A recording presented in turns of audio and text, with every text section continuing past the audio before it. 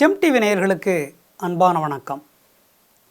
அதிகாரம் 108 கயமை 1073வது குறட்பாவை பற்றி நாம் இப்பொழுது சிந்திக்க இருக்கின்றோம்.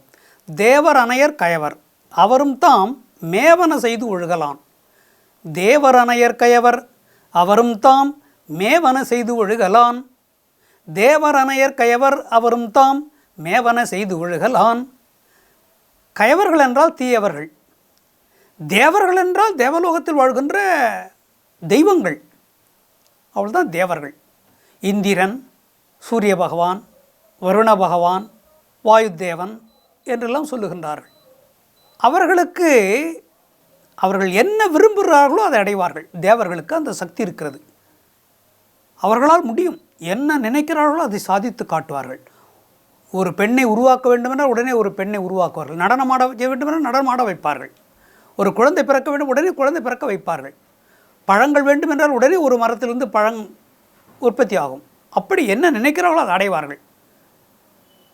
அவ்வளவு வலிமையும் ஆற்றலும் உடையவர்கள் தான் தேவர்கள். நீ என்ன நினைக்கிறார்களோ அடைவார்கள், நிறைவேற்றிக் கொள்வார்கள். அவர்களை கயவர்களோடு ஏன் ஒப்பிடுகிறார் திருவள்ளுவர் என்றால், இந்த கயவர்களும் என்ன நினைக்கிறார்களோ அதை செய்து முடித்து விடுவார்கள்.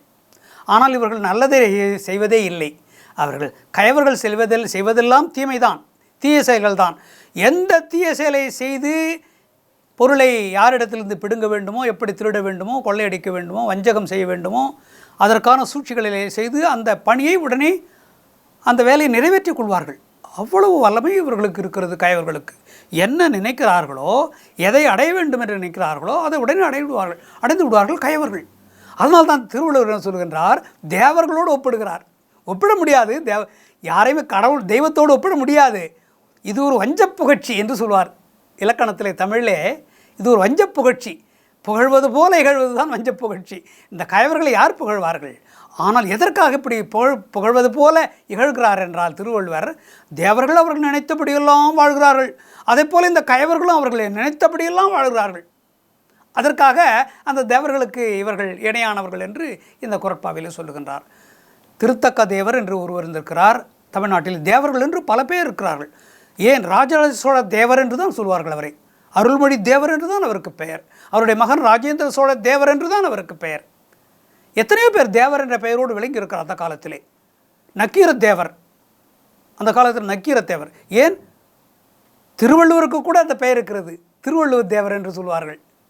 தேவர்கள் என்றால் மேலானவர்கள், மேன்மையானவர்கள், மேன்மைக்குரியவர்கள், மிகச்சிறந்த வல்லமை படைத்தவர்கள். அவர்களை தேவர் என்று சொல்வார்கள். ஆனால் புராணத்திலே வானுலகத்திலே தெய்வங்கள் உரைகிறார்களே, அவர்களைத்தான் தேவர்கள் என்று சொல்வார்கள். இந்திரன், வருணன், வருண பகவான், வாயு பகவான் என்றெல்லாம் அங்கே இருக்கிறார்கள். தேவர்கள் என்று புராணங்களில் காணப்படுகிறது. மனித இயற்கையில் இங்கே கூட நில உலகத்தில் கூட தேவர்கள் இருக்கிறார்கள்.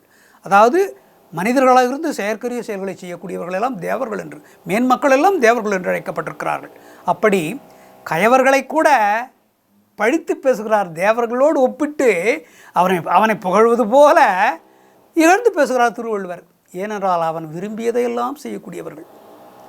என்னென்ன தீய செயல்களை அவன் செய்ய விரும்புகிறானோ அத்தனையும் செய்து விடுவான். அவன் தான் கயவன் என்று இந்த குறட்பா உணர்த்துகின்றது. மீண்டும் நல்ல சந்திப்பு.